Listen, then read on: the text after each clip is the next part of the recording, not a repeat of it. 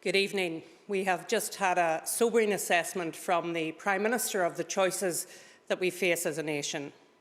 As we are all now very aware, this deadly virus has crept into communities in every county in Northern Ireland.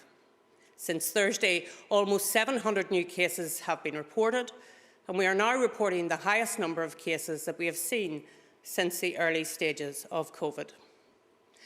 And there has been a rise in hospital admissions, with the number of hospital inpatients rising by 50% over this last week. We need to act. But I do want to reassure you that despite all of the headlines, this is not a second lockdown. This is a wake-up call, a reminder that we are not out of the woods.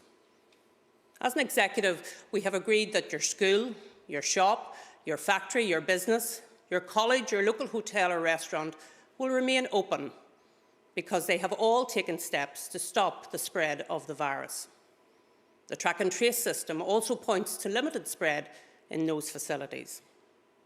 And as you enter those places, your hands will be sanitised, you will stay apart, and you may even wear PPE. We have, however, from 6 p.m. this evening, restricted how many people you can gather in your home. This is a tough restriction in a country where we are known for our hospitality. And despite all of our divisions in Northern Ireland, our doors have always been open. We are good neighbours. We are naturally hospitable to everyone. But it is no kindness to host or attend large gatherings in each other's homes at this moment. We speak specifically about the house parties inside and outside. The only winner in the long term from such scenes will be COVID-19. Over this last 24 hours, some of you have contacted us online. Now, this is not about stopping your elderly mum or dad coming over. They can be part of your bubble. They can still provide childcare, and you can still provide care to them. These are specific steps based on data and designed to protect your granny and grandfather. They're about protecting our elderly mothers and fathers. Our elderly friends and relatives remain the most susceptible to the virus and the most vulnerable. Now, I appreciate renewed measures are not good news, but they are proportionate and we are trying to be practical. As an executive, we will not get every last thing right, but our motives are to protect as many lives and indeed livelihoods as we can. And as I've said before, this is not a lockdown. In fact, these actions are designed to prevent the need for a return to lockdown. So if you are a tutor or a music teacher at home, your work can still continue. If you are a childcare provider, your work can still continue. If you're a tradesperson, you can still visit homes to provide your service. If you're a hairdresser or beautician working from your home or going to other homes, your work can still go on. But please be sensible when people come to your home or you visit their home for work purposes. Wash your hands, keep distanced, and wear a mask. All these small steps will help.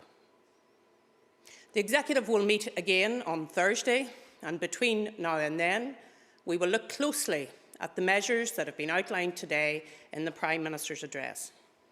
We will again consider our particular circumstances and work with the other UK regions, as well as with our neighbours in the Irish Republic. But be assured that every step we take will be appropriate and proportionate. We are resolute in dealing with this virus, but we cannot do this alone. And I'm asking every person to join with us to limit the virus. You know, I'm immensely proud of Northern Ireland. We are resilient and we are kind. And when our NHS staff needed encouragement, we all stepped up. 6 months on, let's give this one big push. For the sake of our brilliant NHS staff, our elderly and our vulnerable, let's just be careful in our homes. Keep washing your hands regularly and often, maintain social distancing and wear face coverings where this is not possible.